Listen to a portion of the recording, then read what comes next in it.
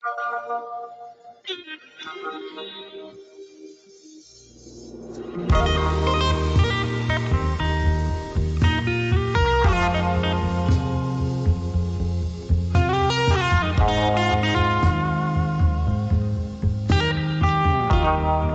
is Emma Neve, and I'm an 8th grade English teacher at John F. Kennedy Middle School. And I'm really fortunate that the Suffolk Education Foundation fully funded my grant for this school year for Scholastic Scope magazine. Scholastic Scope is a magazine for the classroom for middle school age students that uses interesting articles for students to teach a variety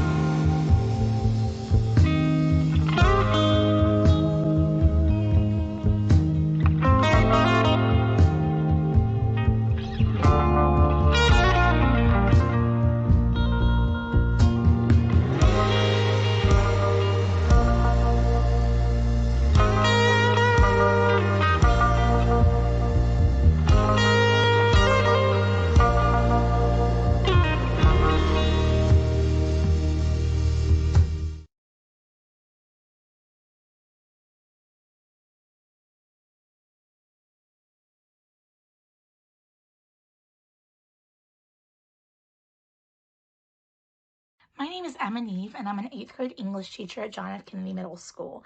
And I'm really fortunate that the Suffolk Education Foundation fully funded my grant for this school year for Scholastic Scope magazines.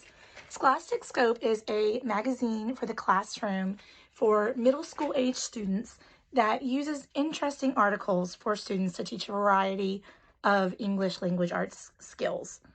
I was really hesitant when SEF asked me to apply for this again because none of us knew at that point what this school year was going to look like. But I did it anyway because my students love these magazines. And so we've been really fortunate this school year to still be able to use these because everything that is in these physical magazines is accessible online. And so we've still been able to read paired passages and flash fiction and short stories and poems. And furthermore, Scope has really stepped up their game when it comes to providing for teachers. For every piece of text that is in these magazines, they provide pre-made activities that all teachers have to do is just add them to their Google Drive and make whatever adjustments they need before assigning them to students. And we all know that our workload has increased dramatically this school year. And it has really been such a relief to just, all I have to do is pick the story or the article that I want to read and make the adjustments to match our standards of learning and assign it to students. And my kids have loved it. We have gotten to do some really cool activities. We have read about the stinky history of hygiene, which has been great. We have been scared senseless by the suspense of a scary short story. And we have even flexed our acting muscles by performing a few plays online. And all the while we're having this fun, my kids are learning and reinforcing really crucial reading and writing skills. And so I'm incredibly grateful to the Suffolk Education Foundation for funding my grant. And I definitely encourage any of my colleagues here in Suffolk, if there is a project that you really want to do in your virtual or your physical classroom, apply for it because you never know how it could pan out for both you and your students.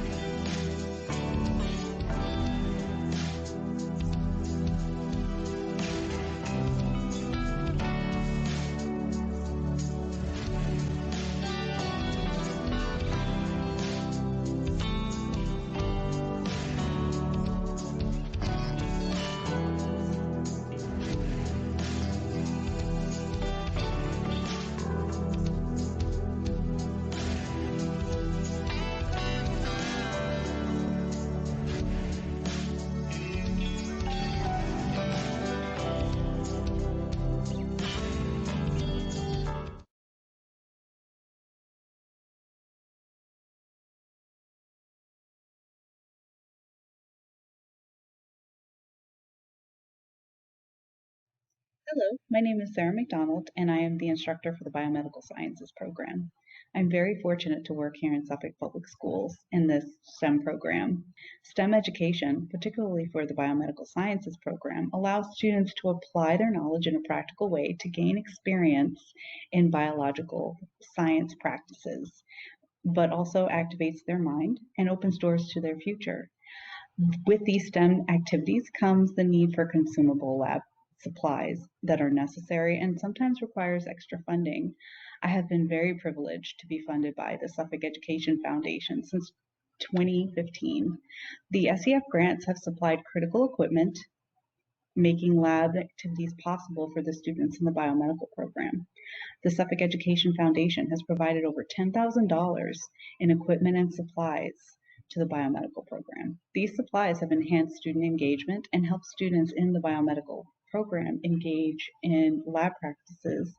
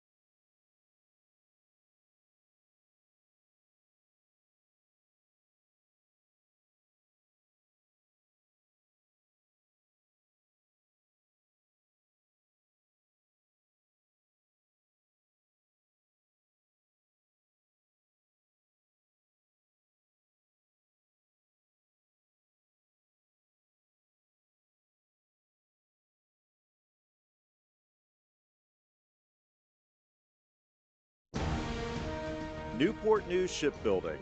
We're building on an American legacy of quality, pride, and excellence, where craftsmen and women build the most technologically advanced submarines and aircraft carriers in the world for the United States Navy. Newport News Shipbuilding, celebrating 135 years of always good ships.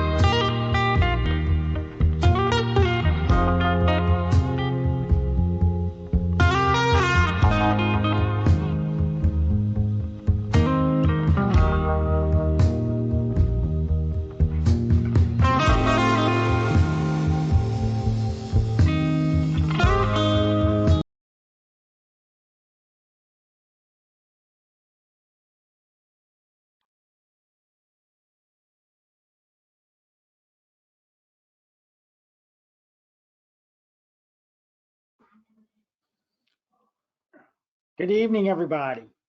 I'm going to give just another minute for some people to continue to join us, and we will get started with this evening's mindfulness webinar. As always, these webinars have been provided through some great supporters of ours, and I'll go through that in just a second.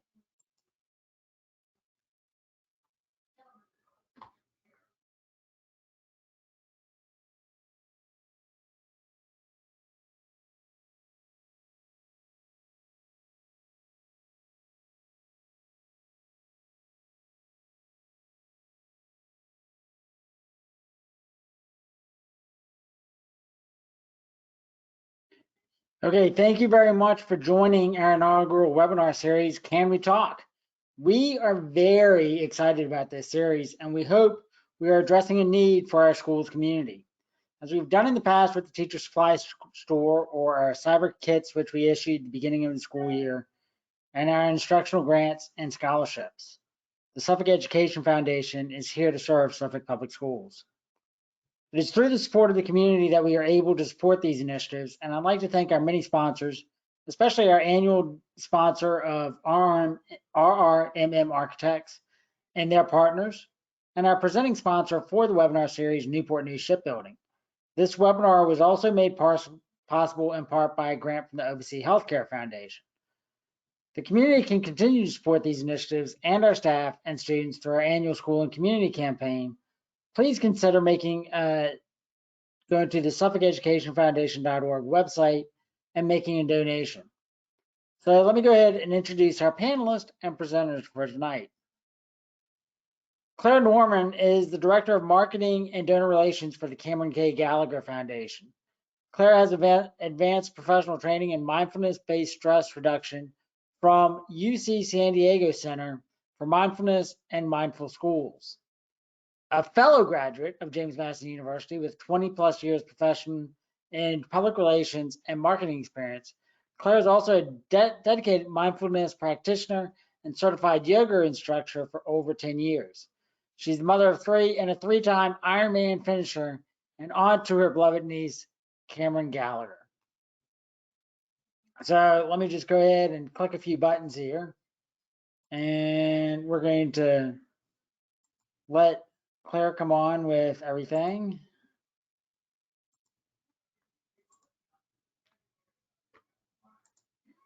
And we're going to make you the presenter.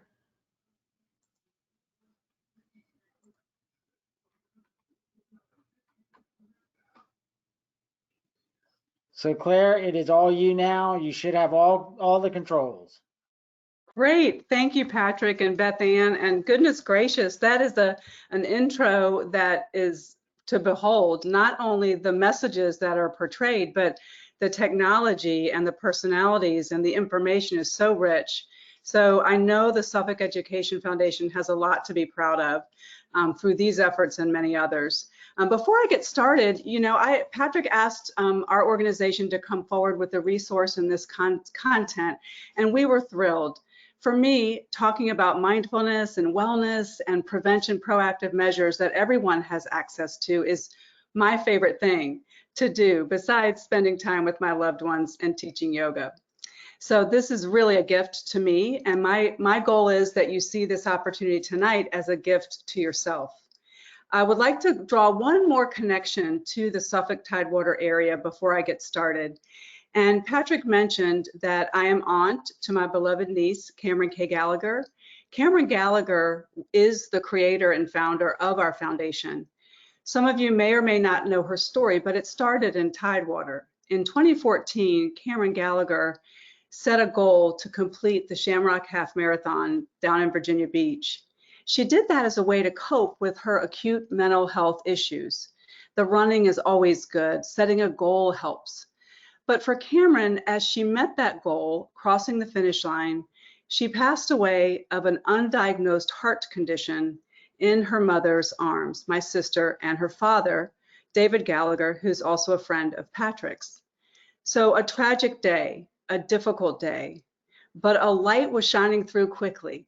Cameron had begun plans to help erase stigma in her community and the world about the topic of mental health and wellness. How we tend to run away from talking about our mental health condition. You know, we all have a brain, and therefore we all have mental health. So it deserves prioritization. So I like to mention Cameron and her dream of a world without stigma before I begin any sort of content presentation, because she really was the start. And guess what? She was 16 years old. Oftentimes, wise beyond their years, our teens and adolescents have quite a lot to share. But tonight, now that you have some context, this is about you. This is a gift to you from the Suffolk Education Foundation. You have a number of minutes that you've set aside for yourself tonight. So why don't we take just a quick moment to arrive together to perhaps be ready to hear new content, or maybe it's not new, but you've never heard it today. You've never heard it from me, and you've never heard it on March the 9th, 2021 at 6:40 in the evening. So essentially, this is all new to all of us. So with all that wonderful, dense, impactful information from the Suffolk Education Foundation and the wonderful testimonials swimming about, they won't go away if we clear our minds of our brain space. And to do that, I always ask folks to just take a couple of minutes and allow the room to be just what it is. Allow your body to be just as it is. Allow your breath to be just as it is. And finally, trust your furniture. Allow your body to wait to be received by your chair, or if you happen to be standing, if you have a standing desk and you like that, allow your body weight to be received by the floor. We tend to hold up in our body sort of preoccupations or distractions or anxiety. So I'm suggesting that we just arrive together, allowing our senses taken in the room, our bodies and our breath and our minds to come to the same space. With that idea, I will be silent about 20 seconds. If you'd like to close your eyes, you can, and then we'll get moving.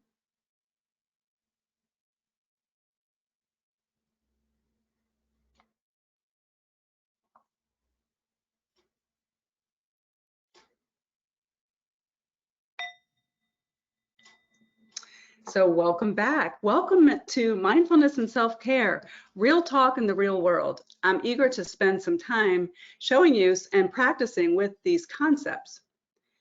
I want to be sure, let's see. Let's see, well, give me 1 second, I apologize. I want to be sure that I've got my screen showing. Is my screen showing? Can Patrick tell me, or?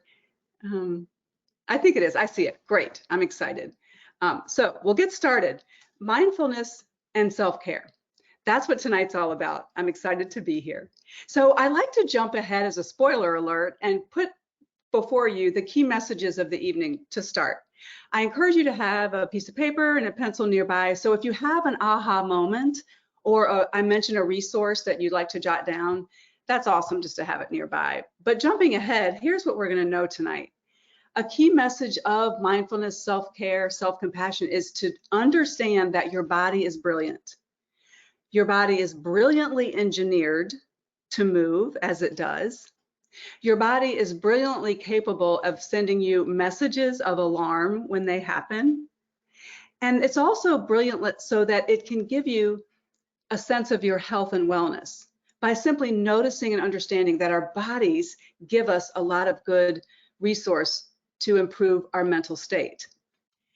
And so with that idea, you know, not only is your body brilliant, if we tune into the messages, you have everything you need already to cultivate a mindful, more present living life and to learn to navigate stress a little bit more effectively.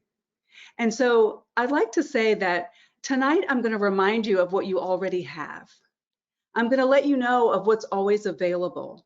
And all of these things as it relates to stress and anxiety, you know, we cannot reduce stress. We can reduce factors that cause stress, but the actual stress we cannot reduce. And I have a thing with that term. We can learn to navigate the stress so that it feels in the body and mind less stressful. So understanding you have everything you need and we can navigate stress more effectively. With these concepts tonight, consistency is key. Just like any healthy endeavor, if you take on training for a race, or maybe you're learning to cook and you're experimenting with different styles, whatever it is, the more you pay attention to that skill, the better it's going to pay off. And to that end, mindfulness and mindful practice is dose dependent. One time will be great. You'll feel maybe an early awe of what it can do for you. You might even see that sensical release of stress and anxiety in these practice moments. But the more you do it, the more it becomes like second nature, and that your overall stress reduces based on your practices. And you might notice that you report a higher level of life satisfaction. So dose dependent. And then finally, to set up the sharing tonight of our concepts, the three main ones we'll address are mindfulness, self-care, and self-compassion. All three of these ideas are brilliantly woven together and do relate, but they are nuanced. And one part of this may speak to you more than another, but the three concepts that we'll get together today. But I'm going to jump right in to do an initial practice, and then we'll back up the truck a little and parse a little of what came before it and why we need to do it. So many people already know that mindful breathing, or the foundation of mindful practice, is the breath. And it would make sense because it is something we can all relate to. We all have it. And so paying attention to our breathing can actually explode the benefits that come with attuned, focused breath. So we'll jump in right away together. I'd like you just to notice kind of your overall sense of well-being, your countenance. And before we start, I always like to uncross my legs or ankles and place my feet flat on the floor. And be sure to lift your chest so that your sternum is floating right above your belly button. We don't want to be too like a lightning rod and too kind of hung up in a strict, strong stance, but nice and lifted, shoulder blades relaxed away from your ears. So body weight down in the chair, shoulders kind of release. We call this putting on your mindful sweater or your mindful jacket or your mindful outfit. When we put on this actual posture, we signal our bodies and minds that it's time to pay attention and stop the noise. And we'll do it now with the breath. You may want to close your eyes, or a simple downcast gaze will work. But take a moment and just notice your breath, the quality of it. What is the temperature of the breath as it enters your nose? What is the speed of your breathing tonight? Don't try to change a thing. It is beautiful as it is because it means you're here. And just notice without judgment your breathing. And with eyes closed, I'm going to suggest that we increase the length of the inhale to 4 and an exhale slightly longer. Breathe with me. Inhale for 1, 2, 3, 4. Turn it around. Exhale for 1, 2, 3. You can do it 4, 5. One more with my words. Inhale for 1, 2, 3. Feel your lungs stretch like elastic, and exhale for 1, 2, 3, 4, 5. I will release my voice. You continue with the practice of just counting through inhales and exhales about 1 minute, and I'll ring the bell when it's over.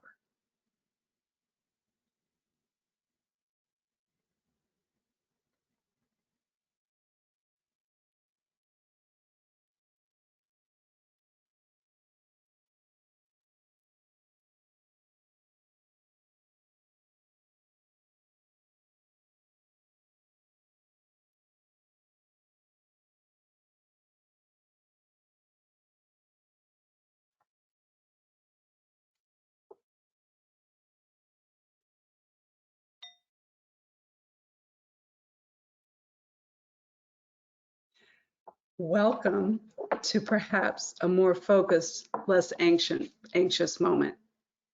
Maybe take a minute and note how you feel related to before a quiet breathing, a mindful, attended to breath.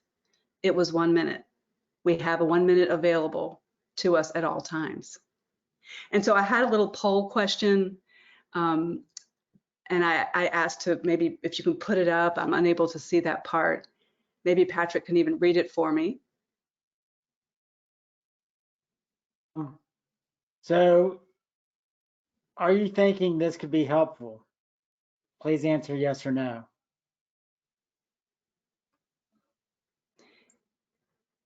And as much as I love all of this, none of it hurts my feelings.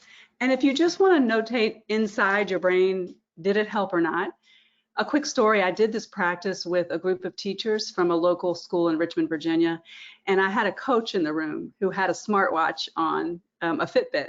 And he took his pulse before a breath practice and then after, and lo and behold, his pulse rate had lowered.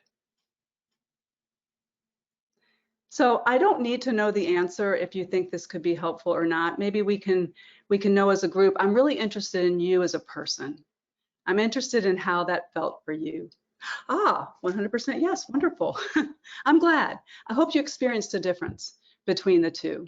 And now I'll move on. Let me get back to presenting. So we're moving on. So, you know, mindfulness has a definition, and I'm going to read it to you specifically as it might be read from a textbook, as boring as that sounds, but it's so important, and you might want to even jot it down. This definition was created by Dr. Jon Kabat-Zinn, who is the founder of mindfulness. He shepherded these ancient concepts that have been around for thousands of years to the West in a very codified health clinician kind of program called Mindfulness Based Stress Reduction. And he took his lifelong study of ancient concepts in the world of health, and he put together this 6-week program. The MBSR program is now active and mindfulness practices in 852 hospitals across the US. And that's because it works. It brings about a better sense of well-being. It allows patients to be aware of their health and treatments as they go. And it has a very, very strong effect on outcomes in the hospital level. So here is the definition: paying attention on purpose in a particular way, non-judgmentally. Paying attention on purpose in a particular way, non-judgmentally. We'll take that apart a little bit as we experience it, I do hope. So the paying attention is just connecting mind and body and just noticing. To notice is to unlock the magic of present moment living. For some people, a graphic is a great way to understand what this practice is. The image on the left, we see a human whose cartoon bubble has a gazillion things sort of dancing around in the brain. And we often do. We often do, all of us. I do. And then we have the dog on the right side who's, if you notice, he's seeing 4 trees in the sun. He's seeing, or she, right in front of his or herself, what is there. Now, it's often said that if you want to know what mindfulness looks like, pay attention to a baby or a puppy, because those two living beings are truly in the moment. They're not always happy. So mindfulness and present focused living is not always, you know, this relaxing, wonderful, contented, peaceful experience. It just guides you to the truth so you can navigate stress in an authentic way. So this graphic I always like to use because it does demonstrate in real time what it looks like. One final statistic around, one statistic to share is the Harvard Business Review did a study of business executives and corporate people and teachers. And it's been told that about 62% of the time, our minds are wandering, which means roughly half of you might be paying attention to me right now. So what mindfulness can do is bring you back. It's that loop. It's that continuous kind of focus reps that we do. It's paying attention. It's coming back. It's coming back. It's not getting anxious or attached to all the things, the dinner that you still have yet to make or haven't cleaned up, all the things. They will be there for you. So mindful or mindful. And so I'd like to move on and talk to you about the foundational aspect of mindfulness, the breath. Here are some very specific things, benefits that we get from a deeper attention to our breathing. I'm not just going to kind of read our slides tonight, but a couple of points to note. The parasympathetic nervous system is your relaxation response.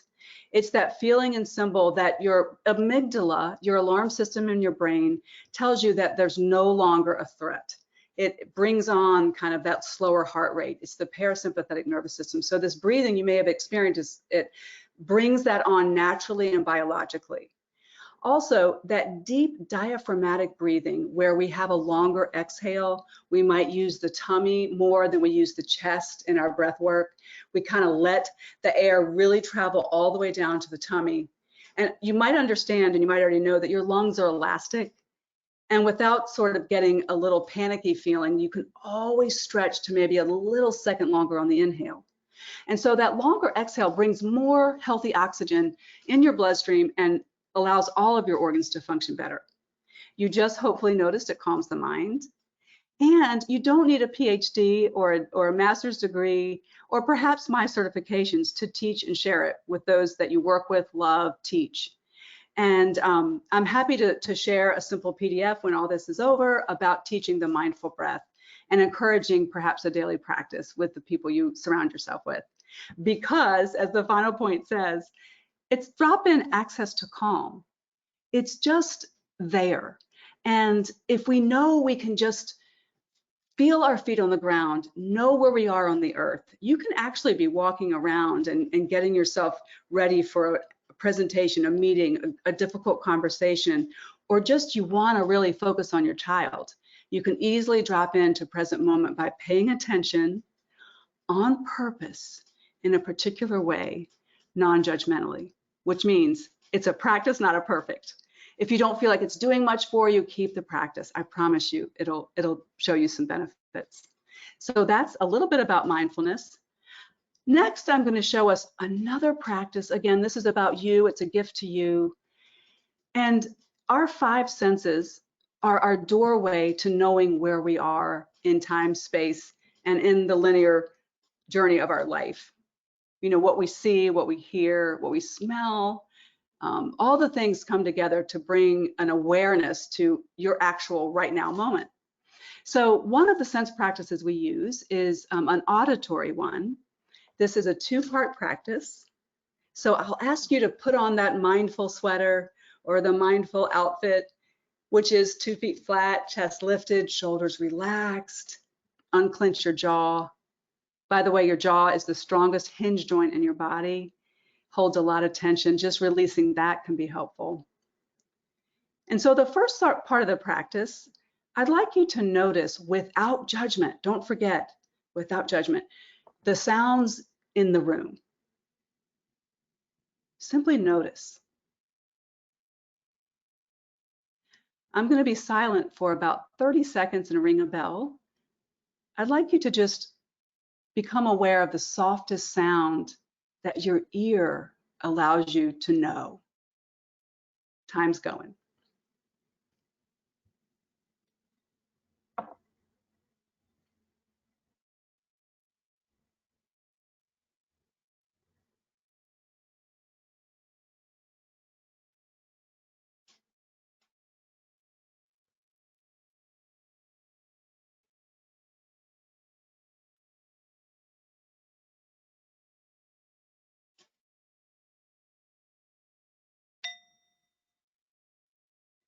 And so we allow our mind and body to join again. And I'd like you just to notice for a moment what that feels like in the body to just have one sense really perked up for you. And that practice works quite well with teens and with especially elementary age students. Often if they walk into the lunchroom and they notice there's no place to sit that they can see, or they feel like a table's already filled that they typically go, and for them to kind of just take a moment, notice the softest sound in the room, and know that they are well. And then that doesn't mean they feel better immediately, but they know perhaps that their heart isn't running away to get broken, that they're left out. So it's that sense moment, it comes, it's able to do a lot for you. So the second bit, not quite as long, I'm going to ring the singing bowl a little louder this time. And with that mindful posture, perhaps you can just follow the sound until it goes away.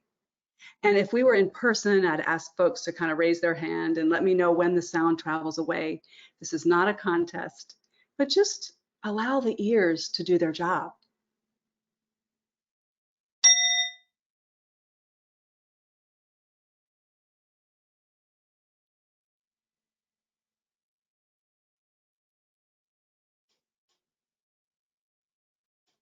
And kind of returning to a synthesis of all 5 senses, maybe notice what you were able to focus on, because one of the things we look to do is stop the noise, stop the unnecessary babble in our brain, the monkey mind, and really focus on what is without judgment so that we can discern and make good decisions in life. So now is a great time. I know Patrick would like to give a shout out to some of the sponsors, and perhaps also I had a second poll question, if we can do that, and I'll turn it over to Patrick.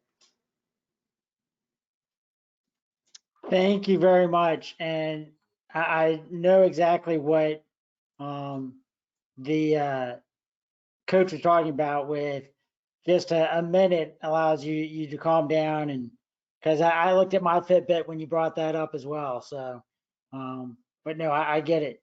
So I hope you're enjoying the webinar series of Can We Talk? There are 3 more sessions, and we invite you to sign up for those.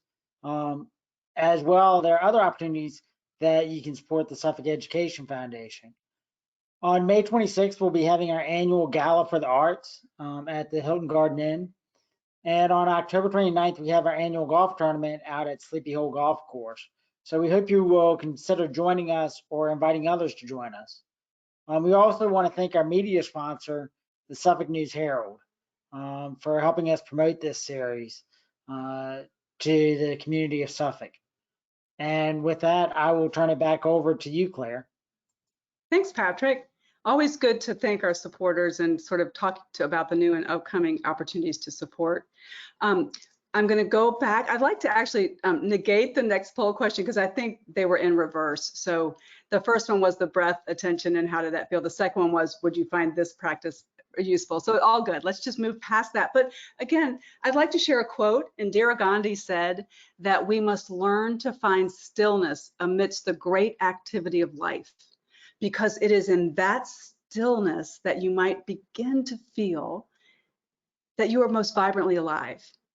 And so we talk about these practices. You're probably thinking, I have no extra time in my life. How in the world am I going to start something new for all this great benefit? There are mindfulness opportunities throughout a day that you may not know about. Maybe you set a trigger for yourself that when you walk through a doorway, you're going to take 1 to 3 mindful breaths. Maybe when you hear your phone ring, you let it ring 3 times instead of 1, so that you won't immediately, you give a space so that you can arrive perfectly present for that person who's calling. So there's little spaces we can find. One of my favorites is with this sense practice is slowing down with your morning coffee or tea or water, really feeling the mug, really smelling the smells, not rushing through the gulps so that you can get your caffeine and move on like we're all guilty of. Maybe just those few extra seconds to reset the mind and body to join in the same space. These are things we can do, and I might suggest that you will become inspired to have a more formal practice once these little things begin to start. So as a way to wrap up the mindfulness component, and I'll be very careful of our time, I don't want to go longer than you have in your countenance to be with us tonight, and I want to allow time for some questions. So the key mindfulness practice, that longer exhale. Anchor in the natural world. What does that mean? Allow the senses to sort of join in with you. That's natural, right? And then go outside. Be in a space where, whether or not you love the outdoors or outdoor activity, in the good weather, you know, there's vitamin D in the sun, all the things you already know. But there is a component to putting your living body in the space of the outdoors, which is full of also different kinds of life. So anchor in the natural world without judgment, right? Also, naming the emotion that you have in a moment of stress. You know, there's a lot of words. This is a great study in the English language. We can use, I feel sticky, I feel apprehensive, I feel embarrassed, I feel joy, I feel okay, I feel content. All the emotions, you know, there are lots of ones to describe. And then before we start attaching what caused the emotion and what we're going to do next, and oh good Lord, how are we going to survive the feeling that's inside in the moment, maybe just using that mindful breath, explore what it reminds you of. And then we begin to untangle sort of the memories that are no longer here, that tend to cause depression and tend to cause an attachment to the past. Attachments to the past are known to correlate to depression. Worries about the future are what causes anxiety. So when the emotion comes, name it and explore. And then move the body. You know, as a yoga teacher, this whole idea that the body's brilliant really resonates with me. There's all kinds of things we can do. On another platform, I could show you some, even at the desk yoga positions that will release tension, that will help the body to start to show you that things are not perhaps as wackadoodle in your mind as they feel like we all do. And then finally, you know, the noticing, the paying attention. It doesn't mean you have to look for it or notice it's not there, but notice and soak in the good as it shows up.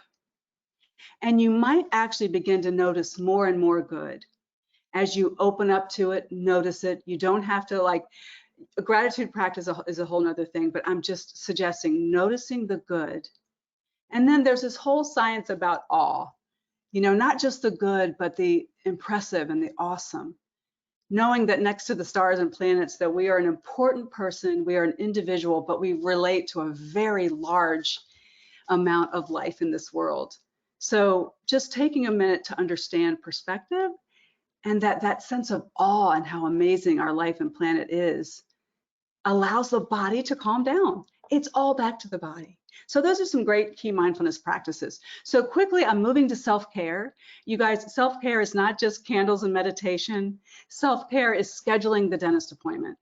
Self-care is not rushing through your menu planning for the week, or not rushing through the bumper time that you wanted to spend with your child on homework. It's about taking care of you. And yes, there are other pieces to it that involve feeding the pieces of you that need externals, but really making a plan to take care of all the components. Like I said, the dentist, your primary care, all the things that are so important, even your hygiene, making sure you take your time in the shower, right? And really feel and do the things that help you be present. And I, you know, this is a buzzword these days, but showing up as your best self. It's also a tall order. But giving effort toward just caring for yourself in the simplest of ways. And then there is some other things that we can add on. Slowing down is the first thing. But some of the benefits of self-care, including the candles and meditation, including the golf vacation you need to schedule, we begin to become more aware of those emotions and where we can untangle the stress. So John Kabat-Zinn said that we can not stop the waves, but we can learn to surf. And these self-care practices and mindfulness are your surfboard. So we have higher discernment with decision making. There's that stronger mind-body connection, which is very helpful for present moment existence. There is an association for decreased anxiety when we take our time to care for our bodies and minds in the simplest and most profound ways. When we have some prioritization of ourselves, our sleep improves. And so these are some ideas published by the New York Times as 2021 clicked over. And you can read them yourself. I don't need to go through, but my favorite is to cultivate more casual, low-stakes friendships. You have maybe your core group that you really nurture and feed, but the low-stakes friendships are perhaps your barista at the drive-thru. Perhaps a low-stake friendship is someone that you often see but don't know well on a walk. Taking a moment to notice those opportunities to ask in a non-judgmental way, how are you? And just cultivate that a little bit. And that will help you to notice the good. That's my favorite. I love the guilty pleasure idea. You know, if you're a nutrition kind of person, there's nothing wrong with a good bowl of ice cream. It's all about balance. So guilty pleasures are great as a way to care for ourselves without judgment. Learning to accept compliments, and also, as tonight, embrace the unexpected joy of repeat experiences. So as a yoga teacher, I have taught probably thousands of downward facing dogs. And that position, that body position in yoga is common. But I often tell my students when we start that you've never done this one. And the complexity of that body position really reveals some interesting, unnoticed sister muscles that were always there to help make that position more attainable. Maybe the shoulder blade shifts into place. All the things. And so tonight I'm reminding you of what you already have. Maybe you just haven't felt it in a bit. So the joy of repeated experiences. And then finally, returning your regrets into self-improvement is good. So one last piece around self-care that's good to notice. We are in a digitally obsessed world, but it's also a digitally dependent world in the pandemic. So we never demonize screens, even for teens. We never think that screen time is obsessive or bad. It's about how you mindfully, on purpose, choose to use your screens. But there's sometimes we just need to shut it down. So scheduling unscheduled time on your calendar. And it doesn't mean you have to say anything about it, just unavailable. And try to leave your phone away. Don't be productive in the unscheduled time. Do not allow the drive to productivity cause you off your self-care game. I mentioned nature, and then, you know, the paper book experience. I happen to be very indulgent with my book purchases. It's a guilty pleasure of mine, but the paper, I'm kind of old-fashioned with that. Maybe give it a whirl if you're used to your Kindle. So self-care. So quickly as we go through, you know, these are areas that we can purposefully, intentionally level up our game. Nutrition, sleep, exercise, downtime, time in nature, and the social relationships, things that we already have said. Perhaps you're having an aha moment, something you can do now. And so these suggestions are from Dr. Elizabeth Stanley. She's easily Googleable, and she's done a lot of great work in the space of resilience, by the way. It's a whole nother topic, but a lot of wonderful work in resilience and how this self-awareness helps increase our skill of resilience. And finally, the last concept for tonight is this idea of self-compassion. Some of us might think self-care and self-compassion are the same thing, but they're not. Self-compassion is to treat the experiences you have and who you are and how you behave like you might treat a good friend.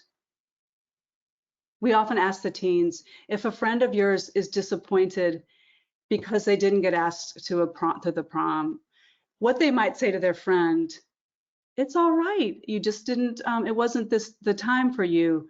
I know that your parents will be out of town, it probably wouldn't work out. There's a lot of, I hope you don't feel too bad about this, please don't, it's not really you, all the things. But when you don't get asked to the prom, what do we say? It's very different. Same thing with adults. You know, I find myself saying in team meetings often, oh gosh, that's totally my fault. Why? It may be due to my decision or actions, but kind of taking blame is not being compassionate with how I am with myself. So treating yourself like you would a good friend. And so Dr. Kristen Neff did a lot of work in the self-compassion space. She has a website that'll be at the end on the last slide it's called mindfulselfcompassion.org. I would like you to spend a minute on this slide. So seeing the doorway to a happy life. The key is self-compassion. If you look above at the green arrow, there is so much research, mountains of research, by the way, not only on this, but on every concept and bullet point that I have shared with you tonight. There is loads of research behind it. So, you know, there's self-kindness. And then an aspect of this is recognizing our common humanity. So we're kind to ourselves, but we know we're not alone. We understand that pain is a part of life. We all have a slice of it, sometimes a bigger slice than others, sometimes not. But knowing that to suffer is to live, to quote the Buddha. And so it's part of the human experience. And ladies and gentlemen, anxiety belongs. It belongs in our world right now. And so we don't demonize that. We don't stigmatize that. We don't run away, because what you resist persists. And so understanding that shared human experience of pain, but we have that connection with others. And we then move to number 3, which is that cultivation of specific mindful practices, or at least learning about mindfulness. You've already done it, it's tonight. And then moving sort of to the end game, which is really treating yourself like you would a good friend. So this is a wonderful graphic. I love to share it, and it is shareable. It is a public PDF from Dr. Kristen Neff's site. And then you might be wondering, so I've learned these concepts, I've done a couple of practices. What could be next for you? You might leave and never think about this again. You might have had an aha moment, and somewhere it might show up for you later in life. So I'm going to ask you, looking at these 3 slides, taking a moment to slow down and be present with the ones that you love, and in nature on purpose was chosen for that slide. And then in the center, we have a mother and daughter, presumably, practicing a little mindful breath. So maybe take it on and teach it to one person. And finally, I reintroduced that mindful coffee experience or mindful eating experience, something where you allow your senses, all of them, to experience a simple thing that you already do. The next time you park your car and go into a grocery store or someplace you need to go, the pandemic notwithstanding, maybe you leave your phone in the car and you just walk. You feel your feet on the ground, you unclench your jaw, you allow the shoulders to melt away, and just walk. So these are simple things that will begin to bring us back to center, into the present moment. And then if we need some digital resource and support, these are some of our favorite apps. Some of you already might have them. Calm is very, very popular. Headspace is very popular, especially with the young, with kids and teens. And this Pause app is very cool. It's sort of a little game that shows up on your phone that you can kind of doodle with this sort of floating ink dot, and that helps you kind of bring you down and pause. You can set mindfulness reminder bells that remind you to take a few breaths at different times during the day. So we love these apps. There's many others coming out almost every day. And if you have teenagers in your life, they may even know of some other really interesting, the generation beneath us is really taking hold of these concepts. And we love to know that their mental health is becoming less stigmatized. And so I share with you, as we begin to close, I was told about 45 minutes, that for the Cameron K. Gallagher Foundation, we seek to erase stigma and to educate about stress awareness, mental health and wellness awareness, and to help people understand that we need to normalize the conversation. So we have this program called, it's free. We fundraise to keep our programs free, by the way. You'll see on the left a lineup, 2 of them are past, of this Conversations with CKG. It is an expert-led virtual learning opportunity, video on or off, doesn't matter, led by either a certified therapist, led by a PhD in neuroscience is coming. These are all facilitated by CKG folks, but always led by an expert in the topic areas you see. They are free. They are shown on our social media pages and promoted there. So if you're on Facebook, CKG Foundation, or Speak Up 5K, I'll tell you about that in a quick sec. And you'll see us. If you put in Cameron K. Gallagher Foundation in your search bar, just like our page, and you'll get notices of these things. And then this week in particular, if you're interested in our foundation or just want to know a little bit more, we are carving out the month of March because we lost Cameron on March 16th. I noticed you have a program on March 16th. I deliberately did not offer that date, but the topic is very coincidentally the status of teen mental health. Isn't that something? But we carve out March each year to try to do something a little contextual around Cameron.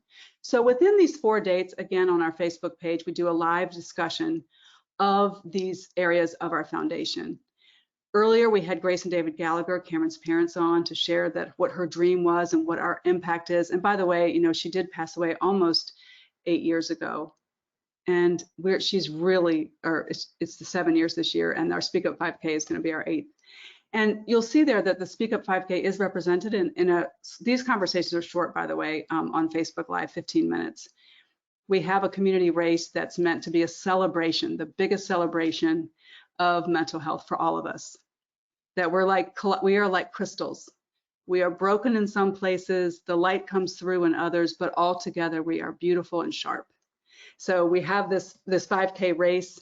We've often promoted it in Tidewater. We feel a kinship to the area, not just because you're close, but because it is the space in which Cameron lost her life on the boardwalk at Virginia Beach. And then finally, we do have an interesting programming free to schools They're called Mental Wellness Education Digital Toolkits, or CKG Mental Wellness Toolkits. And if you would like to visit our website, ckgfoundation.org, you're welcome to email me, Clair Norman at ckgfoundation.org. And I'm eager to tell you about those toolkits if you're interested in your school, knowing about them, having access to them. They are meant to be independent learning experiences for teens, or they could be a classroom resource. There's an educator guide, all kinds of things. The 4 topic areas are life transitions, stress awareness, mental health awareness, and resilience to start. We just got a grant, I'm so excited, to develop something called inclusion and cultural competency from the mental health perspective, and developing those characteristics now and for the future. So I have come to about the end of my presentation. This is a really great doodle that Cameron, you'll see it's her handwriting at the bottom. She wrote to herself. One of her coping mechanisms was doodling and mantras and wonderful quotes. And she wanted, we believe we're speaking for her when we look to erase stigma and normalize the conversation that you are in fact worth it all. And with that, I'll end my presentation, perhaps open to some questions, maybe get a reaction from Patrick on what might be next, or any feedback in the moment. Well, and thank you very much, Claire, for this. I mean, this is, you know, I know David and Grace, and I know the story of Cameron very well. So, you know, I'm so glad that you guys are working to erase the stigma of mental health, because it's unfortunately, it's kind of the culprit or the catalyst to so many other things. You know, I'm sure you can probably speak to this, but you know, with all the adjustment of going into the pandemic and now coming out of the pandemic, you know, have you guys had many discussions about the anxiety of going back to schools or going back to Oh, work? for sure. Can you share anything? We have that.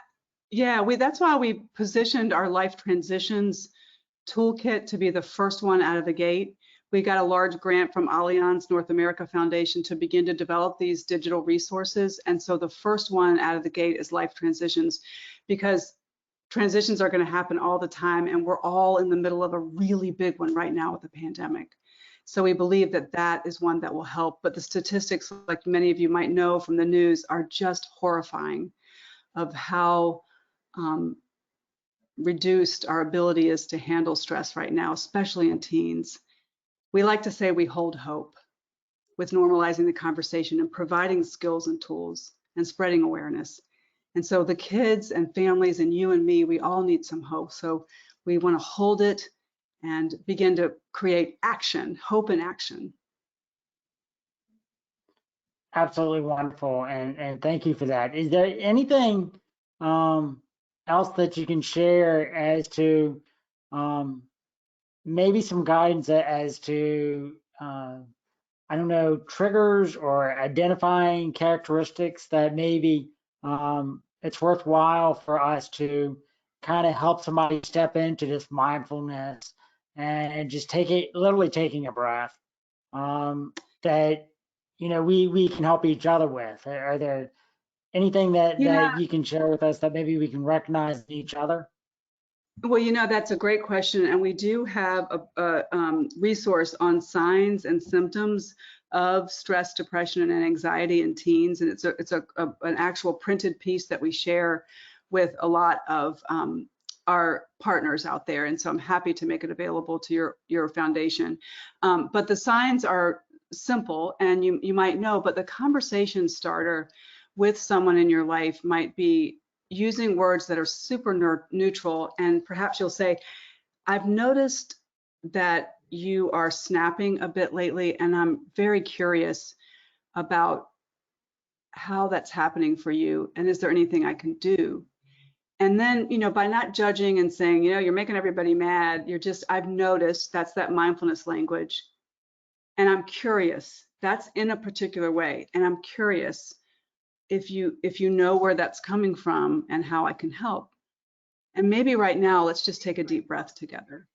And so that maybe just start the conversation towards some of these skills. But mindfulness is just a hot topic right now, and there are tons of resources out there for sort of beginning and uncovering what you already know.